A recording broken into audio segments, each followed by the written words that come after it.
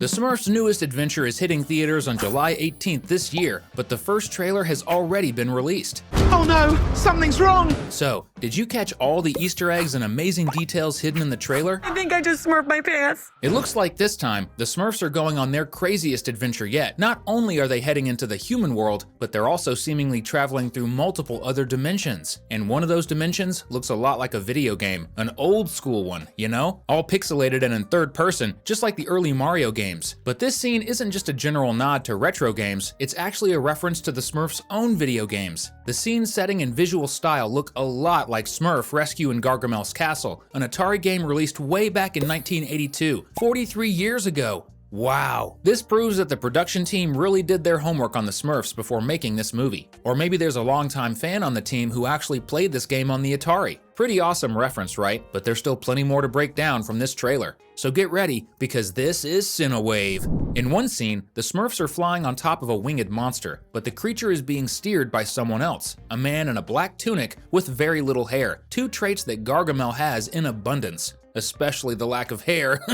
But why is Gargamel playing chauffeur for the Smurfs? The first thing most people will think is that he's kidnapping them, which makes sense, but none of them actually seem to be held captive. In fact, they're all willingly holding on to the supposed Gargamel's ride, and you can't even say it's because they have no choice due to the height, because in the same trailer, there's a scene where they freefall from an even greater height. The trailer also shows that Gargamel really did kidnap Papa Smurf with the help of his brother Razamel, but maybe for some reason, he changes his mind and ends up teaming up with the little guys to defeat his own brother. The Smurfs' #1 enemy seems to have a lot of love for his sibling, but Razamel himself says that he blocked Gargamel's emails so he wouldn't get any more pictures of his cat. Could that have been the moment Gargamel got mad and decided to betray him? When the Smurfs meet Papa Smurf's brother, they're all inside a blue room, but if you look at the walls, you'll notice that the texture is identical to a disco ball. Now, if you think about the other scenes in the trailer where the Smurfs are partying and later jumping onto a giant disco ball, well, I think you've already put two and two together. The details suggest that Papa Smurf's brother lives inside a disco ball. Speaking of Papa Smurf's brother, he seems to be a much bolder version of the beloved leader of the Little Blue Gang. Not only is he more serious in living inside a disco ball, but he also has a tattoo on his left arm, something that very few Smurfs have.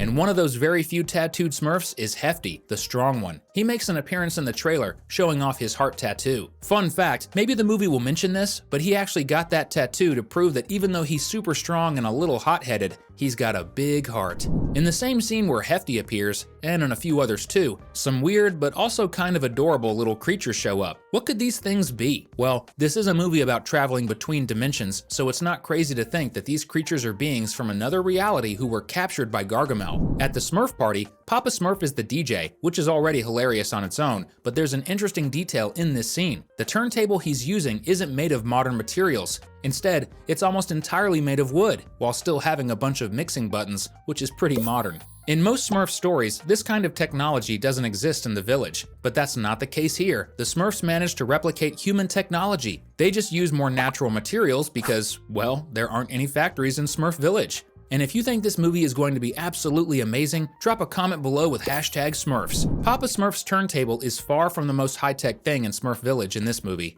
Now, there's actually a Smurf influencer who creates content for the internet, and when we say he's an influencer, we're not kidding. He even has a phone that he uses to record his content. The name of the social media platform isn't mentioned on the screen, but if you pay close attention to the details, it's a clear reference to Instagram. After all, the like, comment, and share buttons are identical, and they're positioned in the same spot and order. Besides Instagram, there's another social media reference in the trailer. This time, it's about the very platform you're watching this video on, YouTube. If you're familiar with YouTube, you'll instantly recognize the interface with its red progress bar, which appears in the trailer. And for those who still aren't sure, the character even asks viewers to hit the subscribe button, exactly like we always do. Stay sharp, maybe our channel will make a surprise cameo in the movie without us even knowing. That would be such an honor.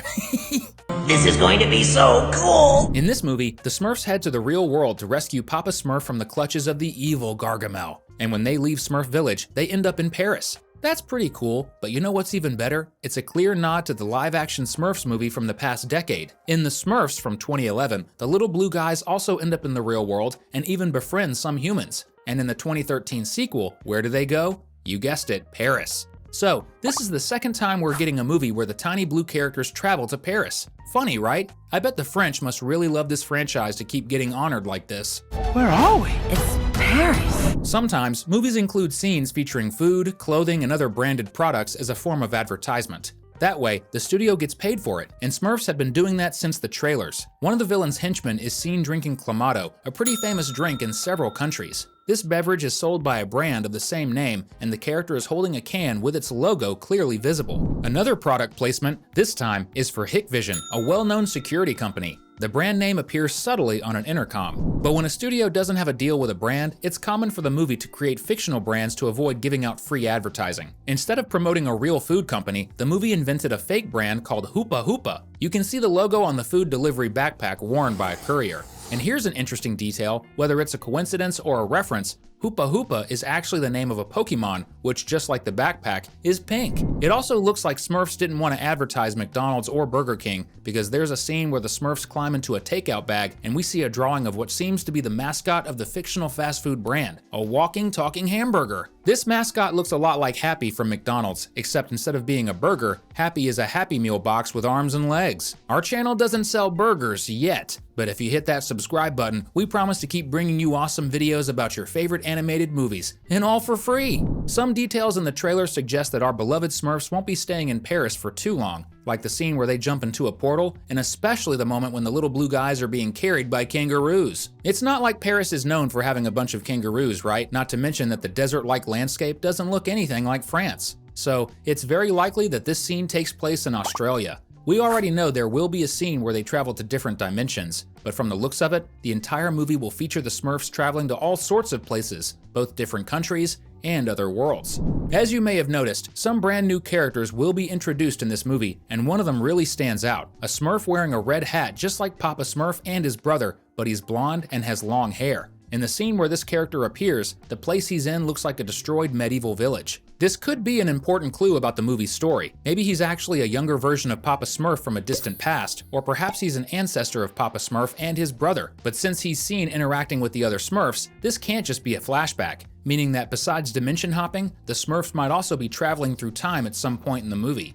But there's also a chance this scene takes place in yet another alternate dimension the Smurfs will visit, one that has a medieval look to it. Some of the new characters are books. Yes, books! But they seem to be alive and even have faces. Some of them are being used by Gargamel for some kind of ritual, but in another scene, we see a different book right next to Smurfette. They seem pretty powerful since they resemble grimoires, but it's unclear what they actually do. One of the books is seen traveling through a portal with Smurfette, so they might have the ability to travel between dimensions, something the villains could be taking advantage of. Some scenes in the trailer are kind of hard to understand since they involve cosmic elements and interdimensional travel. One example is the scene where the same storm that kidnapped Papa Smurf appears over what looks like an ordinary floor, but if you pay close attention, you'll notice that the floor actually looks like a chessboard. What could that mean? One of the weird furry creatures in the movie will also be tagging along with the Smurfs, and he's already earned my respect because he loves cucumbers. He's seen licking one while Smurfette is just munching on fries, which are way less healthy, by the way. Hopefully, you're like him and love cucumbers too.